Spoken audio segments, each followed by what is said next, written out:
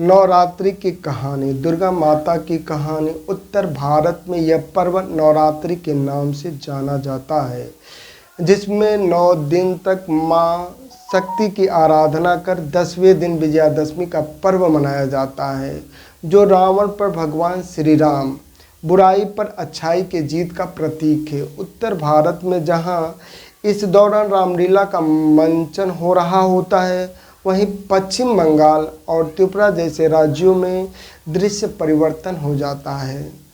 वहाँ भी इस उत्सव को बुराई पर अच्छाई की जीत के रूप में ही मनाते हैं, लेकिन यहाँ पर मुख्य रूप से माँ दुर्गा से जुड़ा हुआ है। पौराणिक कथाओं के अनुसार जो 2 कथाएं प्रचलित हैं, जो इस प्रकार हैं।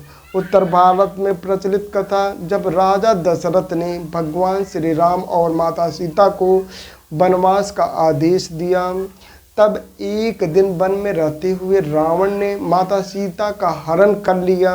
रावण को उसके अपराध का दंड देने के लिए और माता सीता को वापस लाने के लिए राम भगवान ने रावण पर आक्रमण किया। श्री राम और रावण में कई दिनों तक युद्ध चलता रहा।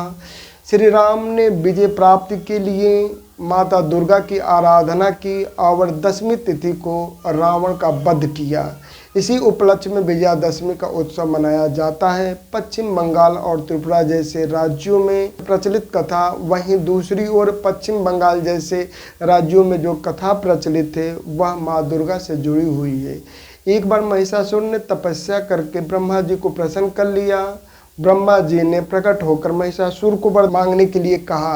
तब महिषासुर ने अमर होने का वरदान मांगा। इस पर ब्रह्मा जी ने जवाब दिया कि जो इस संसार में आया है उसकी मृत्यु भी अवश्य होगी, इसलिए चाहो तो कोई दूसरा वरदान मांग सकते हो। तब महिषासुर ने बहुत सोचा और कहा, मुझे यह वरदान दीजिए कि मेरी मृत्यु केवल एक स्त्री के हाथों ही हो। तब ब्रह्मा जी तथास्तु कहकर अंतर्ध्यान हो गए। महिषासुर सोचने लगा कि एक स्त्री भला मेरा क्या बिगाड़ सकती है, अब तो मैं अमर हो गया हूँ। उसने सारे देवताओं को अधिकार विहीन और पराजित करके स्वर्ग से निकाल दिया। सभी देवता एकत्रित होकर भगवान विष्णु और भगवान शिव के पास गए। महिषासुर की ऐसी करतूत सुनकर उन दोनों ने बड़ा क्रोध प्रकट किया। तब उनके शरीर से एक तीर निकला। सभी देवताओं के भीतर से जो शक्तियाँ निकली, उसने एक स्त्री का रूप धारण कर लिया, जिसे दुर्गा कहा गया। महिषासुर और माता दुर्गा में घोर संग्राम छिड़ गया। यह 10 दिनों तक चला और 10वीं तिथि को माता दुर्गा ने महिषासुर का वध कर दिया और महिषासुर मर्दांगिनी कहलाई। इस प्रकार मान्यता या कथा चाहे जो भी हो, लेकिन यह पर्व हर रूप में बुराई पर अच्छाई की जीत का प्रतीक है।